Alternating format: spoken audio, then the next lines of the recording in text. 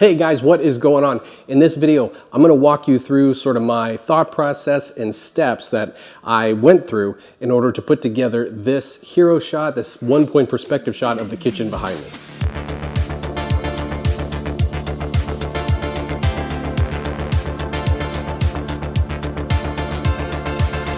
Okay, so step one, when I walked into this place, I want to analyze the lighting situation.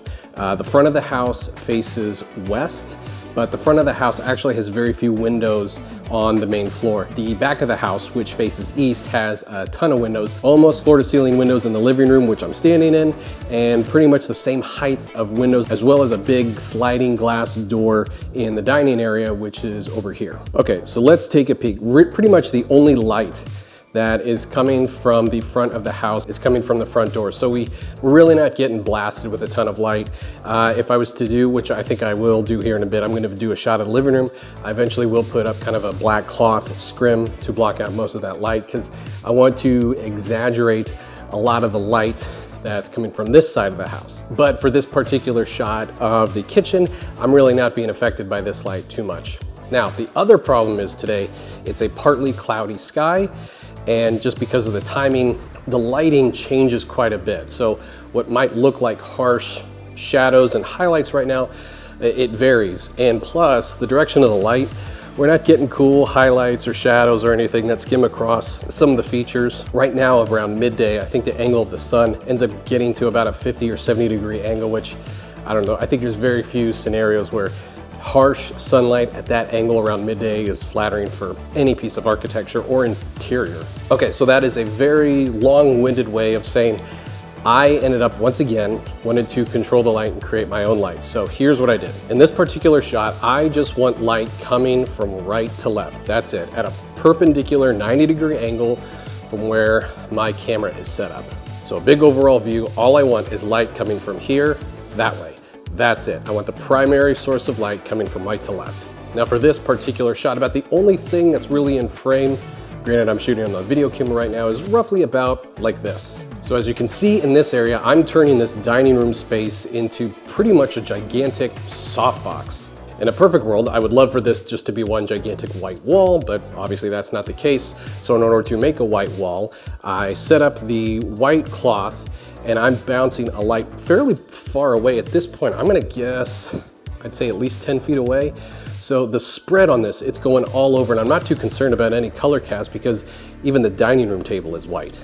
So the hard light that we shoot into the cloth and that's going to bounce off the cloth and the ceilings is going to just bounce and blast right into the exact angle that I want into the kitchen space. So I'm still shooting on my Sony AR4. And for this particular shot, I'm shooting on the Sigma 24-70.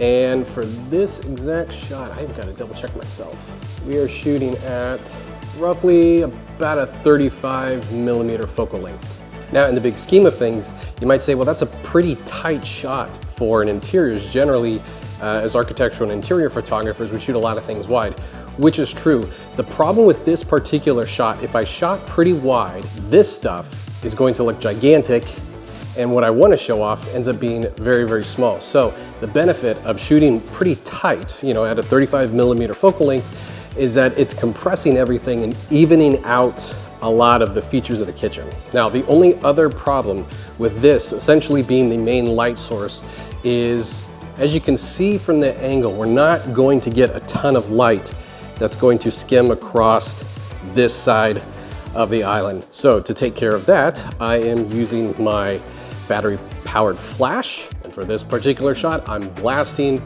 a little bit of light, as Mike Kelly would say, a kiss of light onto this wall. That way, we're kind of lengthening the size of the soft box to now have soft bounce light coming from this area, coming towards this direction, which then will light up this side of the island as well. Other quick note, as far as height of the camera, this is probably what I would venture to say a little bit higher than where I would normally put the camera.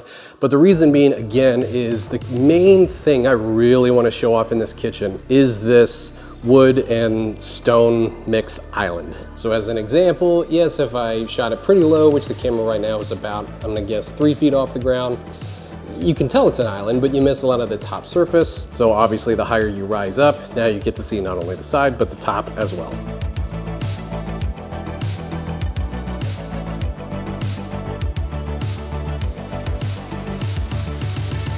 Guys, that'll do it for this video. I just wanted to make a quick kind of behind the scenes. I didn't want to walk you through the whole process. Watching, in my opinion, watching me work and put together all this stuff is pretty boring.